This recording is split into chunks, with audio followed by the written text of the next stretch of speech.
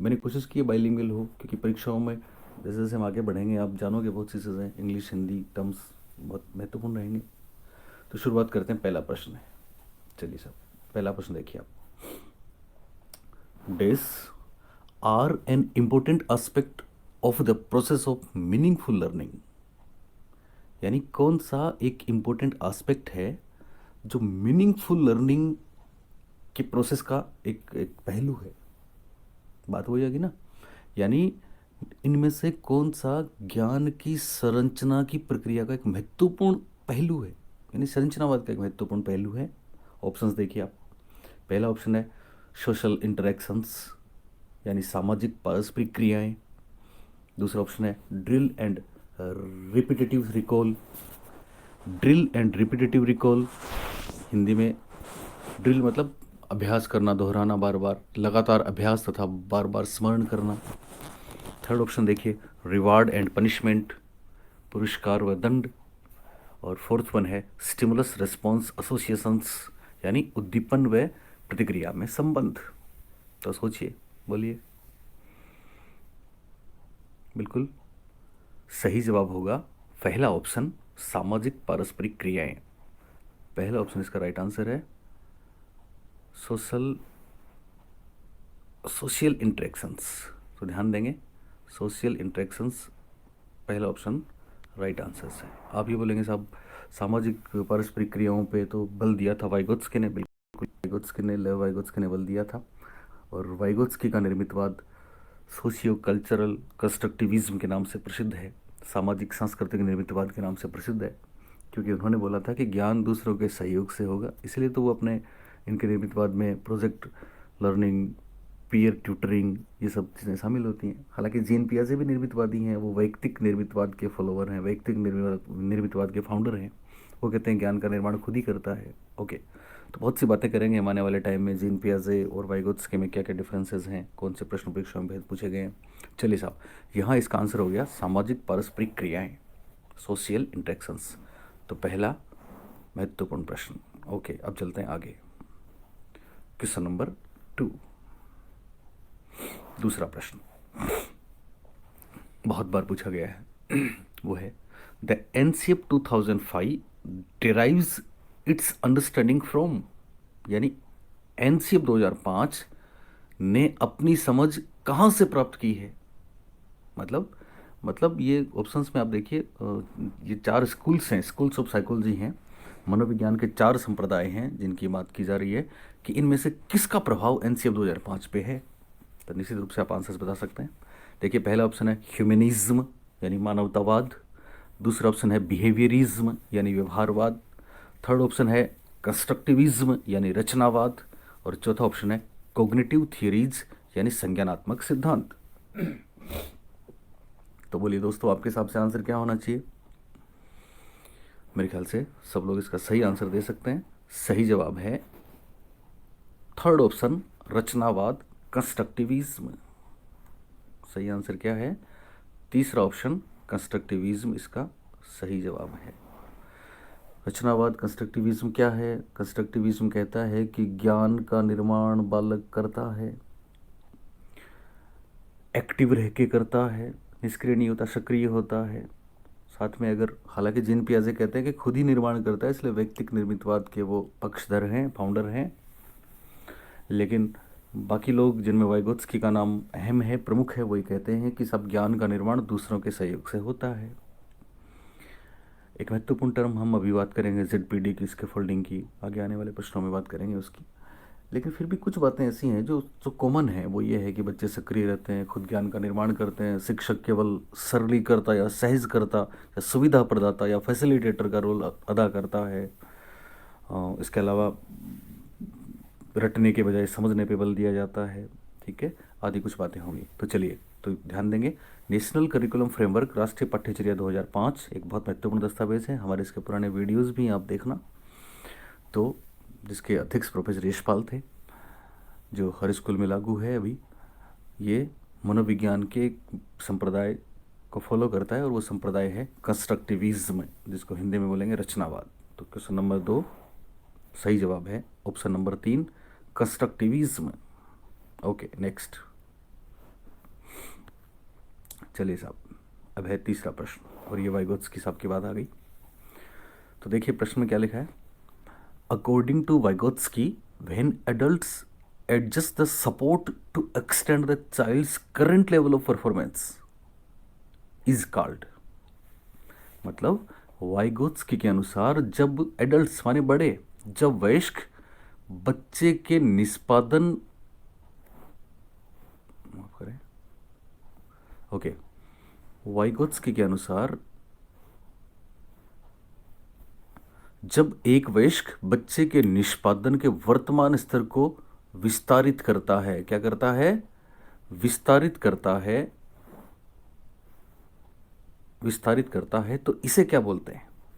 यानी जब adult support देता है और अपनी सपोर्ट को एक्सटेंड करता है, कहाँ तक, कहाँ एक्सटेंड करता है, child's current level of performance, ठीक है, किसको, करंट लेवल जो परफॉर्मेंस का है उसको एक्सटेंड करता है, एक्सपेंड करता है, आगे बढ़ाता है, तो इसको क्या बोलेंगे।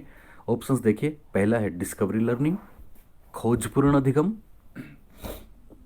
दूसरा ऑप्शन है ZPD, ZPD zone of proximal development है, हिंदी में जिसको बोल सकते हैं समीपस्थ विकास का क्षेत्र। थर्ड ऑप्शन है स्कैफोल्डिंग, हिंदी में पाड़ या ढांचा। और चौथा है इंटर सब्जेक्टिविटी, जिसको हिंदी में बोलेंगे अंतः व्यक्तिनिष्ठता, अंतः व्यक्तिनिष्ठता। ओके, तो बोलिए क्या आंसर होगा। यहाँ एक बहुत खास बात सुन लें, आप समझ लें। देखो दो चीज़ें आएंगी, एक डिस्कवरी लर्निंग, जहाँ भी आपको देखे पहला ऑप्शन डिस्कवरी लर्निंग, दरअसल डिस्कवरी लर्निंग से संबंधित हैं ब्रूनर और पियाजे। हालांकि पियाजे ने बोला है, लेकिन अकेला डिस्कवरी लर्निंग का कॉन्सेप्ट अगर आपको पूछे परीक्षा में तो याद रखना जेरोम एस ब्रूनर। ओके, उसके बाद फोर्थ वन कोई यहाँ रिलेटेड नहीं है। अब आप देखिए दो चीज़ों में अंतर, एक तो है स्कैफोल्डिंग, एक है जेडपीडी। तो पहले मैं आपको बताऊं, दरअसल स्कैफोल्डिंग जो शब्द है वो पहली बार दिया था ब्रूनर ने। किसने दिया था, ब्रूनर ने। वाइगोत्स्की ने स्कैफोल्डिंग शब्द का यूज ही नहीं किया, लेकिन उन्होंने इसको बहुत वेल डिफाइंड तरीके से प्रयोग किया है। स्कैफोल्डिंग शब्द नहीं बोला इन्होंने, पर प्रयोग किया है। इसलिए हम बहुत जगह पढ़ते हैं कि साहब स्कैफोल्डिंग से रिलेटेड कौन है, वाइगोत्स्की हैं, तो बिल्कुल है साहब। हालांकि वाइगोत्स्की ने स्कैफोल्डिंग के स्थान पर जेडपीडी शब्द का प्रयोग किया था, पर दोनों में फ़र्क है। स्कैफोल्डिंग और जेडपीडी में क्या अंतर है सुन लें, एक क्लू दूंगा मैं आपको अभी, और वो क्लू ये है कि ये निश्चित रूप से फैक्ट है कि साहब एक इधर एक बच्चा है, कौन है, एक चाइल्ड है, ये एक बच्चा है, ठीक है, एक बच्चा जिसका प्रेजेंट लेवल ऑफ लर्निंग है, एक्चुअल लेवल ऑफ लर्निंग है, ये इसका वो लेवल है, मतलब वो तमाम काम जो अभी खुद कर सकता है, ठीक है, और एक वो संभावना है जहाँ तक बच्चा जा सकता है। वो जो संभावना है उसको वाइगोत्स्की ने नाम दिया है ऑप्टिमल लेवल ऑफ लर्निंग, यानी अधिकतम विकास का क्षेत्र। तो ये तो है वास्तविक विकास का क्षेत्र जहाँ बच्चा खुद काम कर सकता है बिना किसी की हेल्प के, और एक है अधिकतम विकास का क्षेत्र जहाँ बच्चा मैक्सिमम या प्रोक्सिमल डेवलपमेंट अचीव कर सकता है, एक्वायर कर सकता है, ठीक है। और इसके बीच में जो जगह है, इस जगह का नाम है जेडपीडी। इसका नाम क्या है, जेडपीडी। कहते हैं साहब दूसरे बड़े लोग बच्चे की हेल्प कर दें तो वो बहुत जल्दी से इसको कवर कर जाता है। और दूसरे बड़े लोग कौन है, जिनको वाइगोत्स्की बोलते हैं एमकेओ। एमकेओ करेंगे हम, बाद में भी डिस्कस करेंगे। एमकेओ दरअसल मोर नॉलेजेबल अदर्स हैं। एमकेओ कौन हो सकता है, एमकेओ एडल्ट हो सकते हैं, बड़े हो सकते हैं जो गाइड करते हैं। एमकेओ पीयर ग्रुप्स भी हो सकते हैं, जरूरी नहीं कि जो उम्र में बड़े हैं वो एमकेओ हैं, ठीक है ना। टेक्निकली जो हमसे साउंड है वो एमकेओ हो सकते हैं हमारे लिए।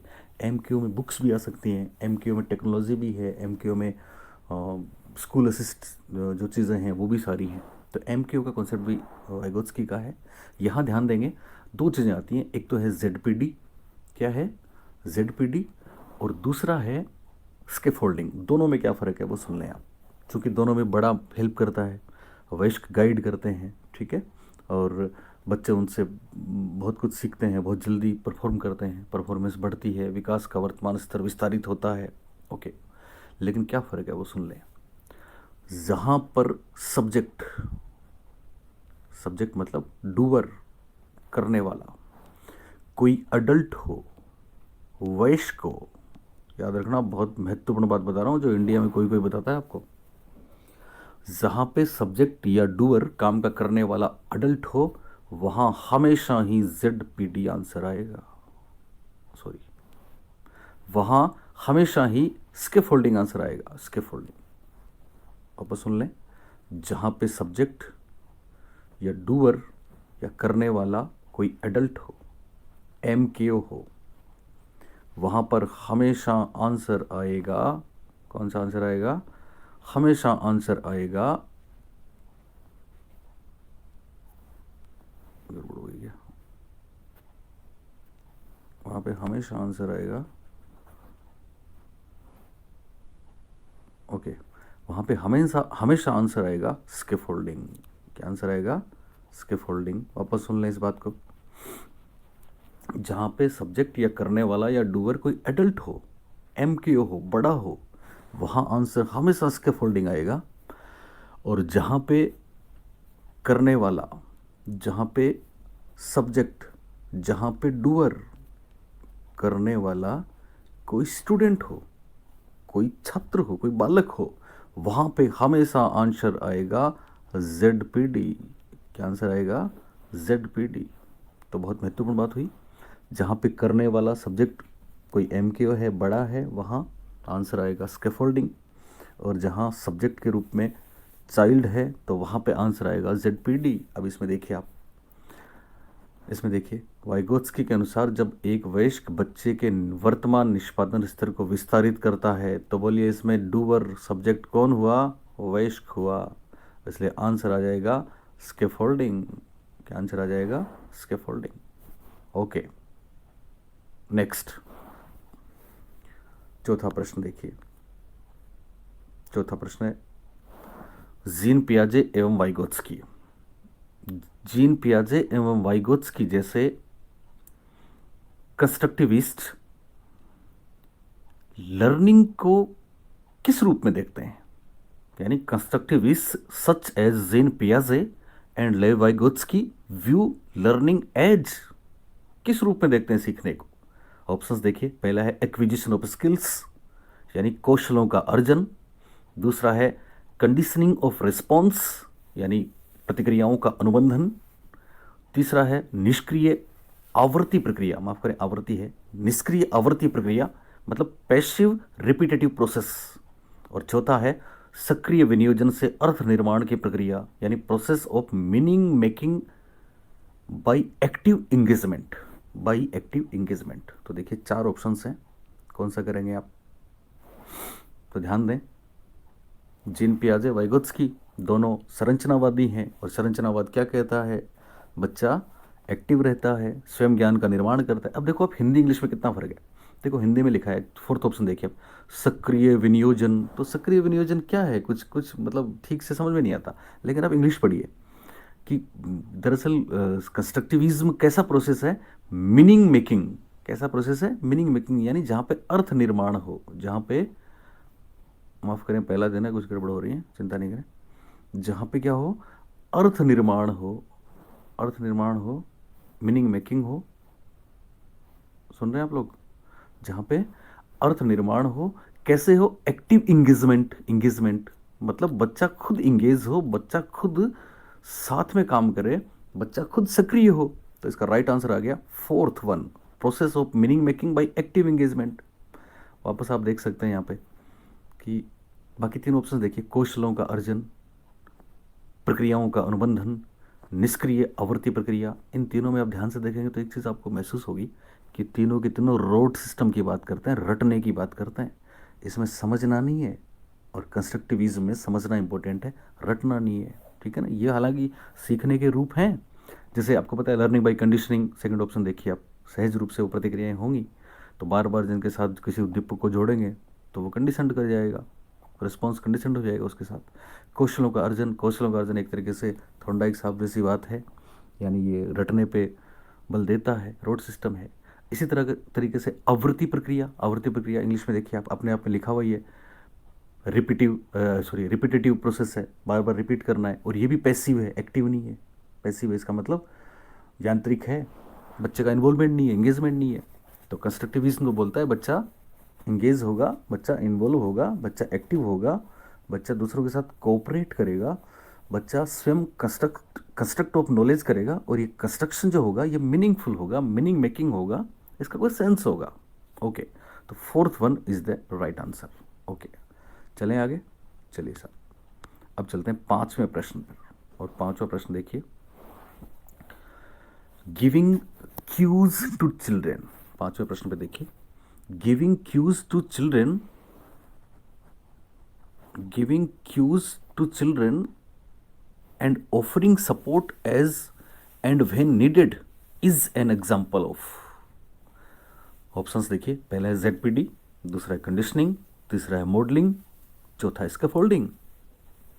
प्रश्न को समझे आप लोग। Giving cues to children and offering support, यानी जब और जहां आवश्यकता हो वहां बच्चों को सहायता प्रदान करना, किसका उदाहरण है?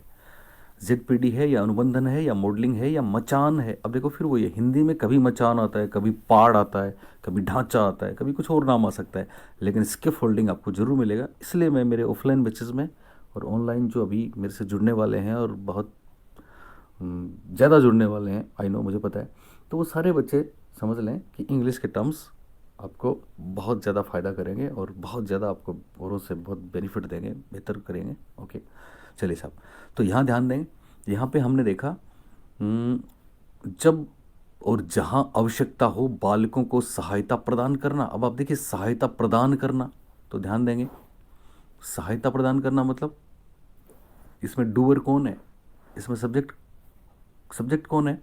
तो निश्चित रूप से वयस्क है, MKO है, इसलिए इसका आंसर हो जाएगा स्कैफोल्डिंग। क्या आंसर हो जाएगा? स्कैफोल्डिंग। इसका सही जवाब होगा स्कैफोल्डिंग, मचान, नंबर 4। ओके, अब है आज का आखिरी प्रश्न, और आखिरी प्रश्न मैंने इसलिए लिया है कि आपको एकदम क्लियर हो जाए कि वास्तव में स्कैफोल्डिंग और ZPD में क्या फ़र्क होता है। चलिए साहब, तो लास्ट प्रश्न। ओके, बहुत शानदार प्रश्न है। A context in which children can almost perform a task on their own with the right level of support is called। बहुत बढ़िया प्रश्न है। A context मतलब एक ऐसा संदर्भ, in which जिसमें children can almost perform a task on their own, मतलब कोई, मतलब ऐसा संदर्भ जिसमें बच्चे कोई कार्य लगभग खुद ही कर सकते हैं। कोई कार्य क्या कर सकते हैं? खुद ही कर सकते हैं। ध्यान देना, एक बहुत बड़ी बात है, बच्चे कार्य तो खुद करेंगे, यानी करेंगे तो खुद, लेकिन सहयोग के सही स्तर के साथ। यानी ध्यान दें, हमने जो बोला एग्जैक्ट वही है यहाँ पे। यानी यहाँ पे सहयोग चाहिए बड़ों का। बड़ों का सहयोग हो गया। सहयोग दो दो दो तरीके से हम डिफाइन करते हैं, स्कैफोल्डिंग, ZPD। ओके, बच्चों के सहयोग के साथ, बड़ों के सहयोग के साथ करेंगे, लेकिन डूअर कौन है? सब्जेक्ट कौन है? बोलिए, सब्जेक्ट कौन है? डूअर कौन है? माफ़ करें, कुछ गड़बड़ हो रही है, पहला दिन है इसलिए। बोलिए, सब्जेक्ट कौन है? स्वयं। डूअर कौन है? स्वयं है, स्वयं। तो जहाँ स्वयं डूअर होगा वहाँ बोलिए स्कैफोल्डिंग या फिर ZPD। बोलिए, स्कैफोल्डिंग की ZPD। जहाँ करता है खुद, डूअर है खुद, वहाँ पे बोलिए स्कैफोल्डिंग की ZPD। जवाब है ZPD। तो यहाँ पे ध्यान देंगे, राइट आंसर होगा ZPD। राइट आंसर होगा समीपस्थ विकास का क्षेत्र, zone of proximal development. Okay, next. Okay, last था ये। तो इस तरीके से देखो दोस्तों, आज हमने 6 प्रश्न किए। वापस एक बार मैं आपको रिपीट कर दूं। पहला प्रश्न था कि ज्ञान की संरचना की प्रक्रिया का एक महत्वपूर्ण पहलू है, यानी ये निर्मितवाद का महत्वपूर्ण पहलू इन चारों में से कौन सा है? तो जवाब हो जाएगा सोशल इंटरेक्शंस या सामाजिक पारस्परिक क्रियाएं। पहला ऑप्शन राइट होगा। इसमें कौन सा राइट होगा? पहला ऑप्शन राइट होगा। ओके, पहला राइट होगा। चलिए साहब, उसके बाद दूसरा प्रश्न है। दूसरा प्रश्न है NCF 2005 पर किसका प्रभाव है? 4 चीज़ें हैं, तो जवाब आएगा कंस्ट्रक्ट